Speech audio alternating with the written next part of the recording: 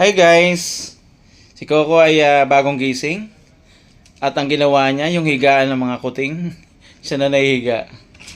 Tingnan natin yung gagawin ni Coco sa maghapon.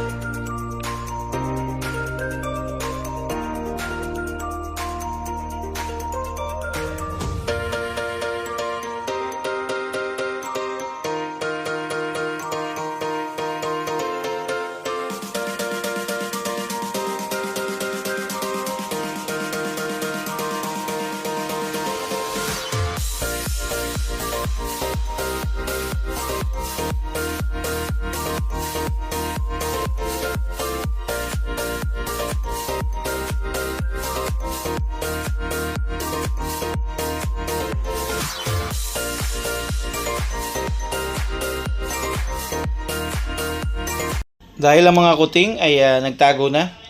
Dahil si Coco ay nandito. Pagdating naman ng hapon, kasama ni Coco ay si Cupcake. Ayan, nandito sila sa may bintana.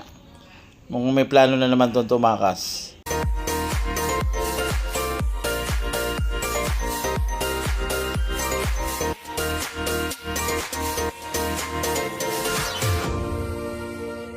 Ang bait ah. Ang bait ng Coco namin ah. Mukhang may plano talagang tumakas ito, pababa. Ayan, tignan natin kung anong gagawin nito mamaya. Ayan, ako, yung dalawang. Ayun na, nandun na sa gilid. Ayan oh. Tingnan mo oh. Buti na lang mga pusa ito, sanay ito sa mga gilid-gilid kahit na nasa mataas. Ayan oh, patingin-tingin pa tong Cupcake na to. At si Coco naman, ayan. Ang daming naiisip. Ayan, nag-aalal-alal na siya magtatalon. Ayan, kaya pupunta tong Coco na to. Ko, may planong umakyat dito yata sa bintana. Oh, tatanaw-tanaw na naman. Pero dahil nandito ako, ayan, hindi siya makaakyat. At ito, gabi na. Anong gagawin ni Coco? Oh, galing ah. Ito yan guys. Dahil malamig na dito sa bintana pag gantong oras. Yan, dito siya nagtatambay. Yan, sinasamahan siya ni Cupcake. Minsan naman ay siya lang na mag-isa. At ayan o. Patanaw-tanaw lang. Nag-enjoy siya sa bintana. At mula dun sa kabila, papunta dyan, nagagawa na niyang tumalon. I hope guys na nag-enjoy kayo sa vlog ni Coco at patuloy niyong abangan yung kanyang mga videos pa.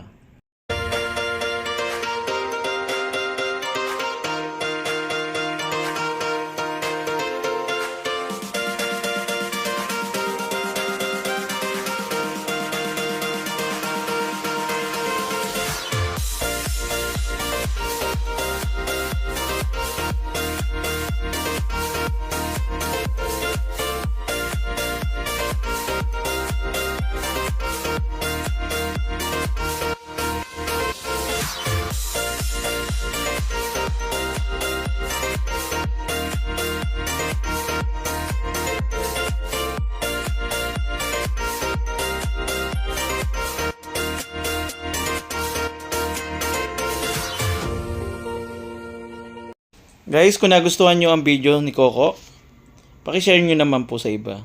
At pakisubscribe na rin kung di pa ho kayo nakasubscribe. God bless po. Bukas ulit.